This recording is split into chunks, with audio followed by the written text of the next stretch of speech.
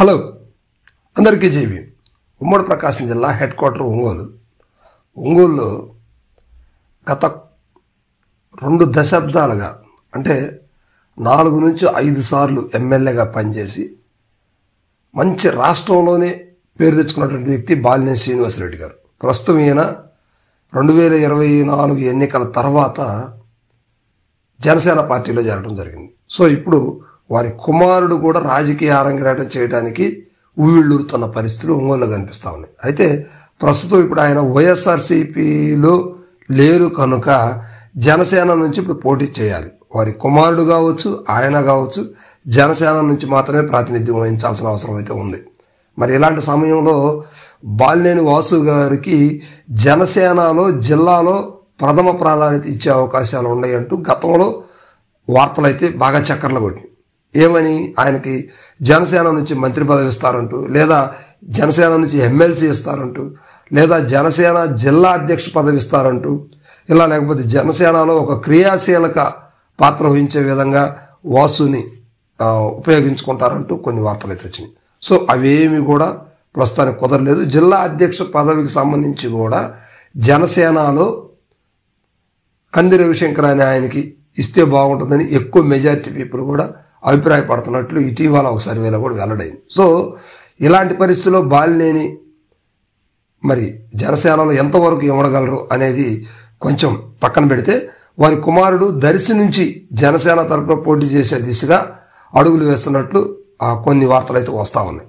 ఇప్పుడు బాలినేని ప్రణీత్ రెడ్డి, బాలినేని శ్రీనివాసరెడ్డి గారి కుమారుడు, ఈయన ఒంగోలులో బాగా యాక్టివ్, తెర వెనక పాలిటిక్స్ బాగా చేశారనే వాదనలు అయితే లేకపోలేదు.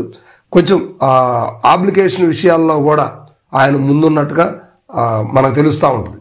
సో ఇప్పుడు బాలినేని ప్రణీత్ రెడ్డి గారు దర్శి నుంచి జనసేన పార్టీ తరపు నుండి పోటీ చేసే దిశగా అడుగులు వేస్తున్నట్లు సమాచారం. అయితే ఎందుకంటే అక్కడ జనసేనకి కొంచెం ఓట్ బ్యాంక్ ఎక్కువగా ఉందనేది గతంలో కూడా మనం అక్కడ కొన్ని సర్వేలు కావచ్చు, అక్కడ వార్తా విశేషాలన్నీ కూడా జనసేన కొంచెం బలమైన ప్రాంతం అనేది అక్కడ ఉన్నటువంటి వార్తలు అనమాట. సో మరి ఇలాంటి పరిస్థితుల్లో బాలినేని ప్రణీత్ రెడ్డి గారు మరి ఒంగోలు నుంచి పోటీ చేస్తారా లేదా దర్శి నుంచి పోటీ చేస్తారా అనేది మాత్రం కొంచెం సందేహం అని చెప్పవచ్చు. అయితే మొత్తం మీద తండ్రి కొడుకులు ఇరువురు కూడా జనసేన నుంచి పోటీ చేయడానికి ఇప్పటి నుంచే అన్ని అడుగులు అన్ని విధాలుగా తెర వెనక కథలన్నీ కూడా ఇప్పుడే ప్లాన్ చేస్తూ ఉన్న పరిస్థితి అయితే కనిపిస్తుంది. సో మరి ఇలాంటి పరిస్థితుల్లో ఇక్కడ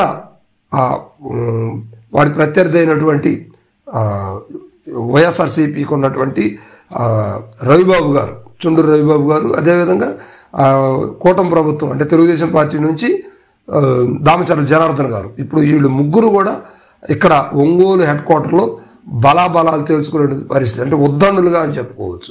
ఇలాంటి పరిస్థితుల్లో 2 సీట్లు ఒకే పార్టీ నుంచి తీసుకొని గెలిచే సత్తా అయితే బాలినేని కుటుంబానికి ఉందా అంటూ కొంతమంది నెటిజన్స్ కూడా మాట్లాడుతూ ఉన్నారు. సో ఇలాంటి పరిస్థితి అసలు టిక్కెటే ఉండదనేసి కొంతమంది మాట్లాడుతున్నారు. ఏది ఏమైనప్పటికీ బాలినేని శ్రీనివాసరెడ్డి గారు పార్టీ మారి తప్పు చేశారా, లేదా ఒకే ఒక్కడుగా పార్టీలో ఒక కీలకమైనటువంటి వ్యక్తిగా జగన్మోహన్ రెడ్డికి అత్యంత సన్నిహితుడిగా ఉన్నటువంటి వ్యక్తి ఈరోజు ఏదైతే అంటే ఇంటర్నల్గా ఆయనకి సమస్యలు ఉండొచ్చు, వాటిని దృష్టిలో పెట్టుకునే పార్టీ మారటం అనేది చాలా ఇబ్బందికరమైన పరిస్థితులు అయితే ఎదుర్కొనే అవకాశాలు అయితే కనిపిస్తూ ఉన్నాయి. ఎందుకంటే అన్నేళ్ళు రాజకీయ చరిత్ర కూడా ఒక్క చిన్న తప్పు వల్ల పూర్తిగా ఆ ఓట్ బ్యాంక్ను మొత్తం కూడా కోల్పోయే ప్రమాదం అయితే కనిపిస్తూ ఉంది బాలినేని శ్రీనివాసరెడ్డి గారికి.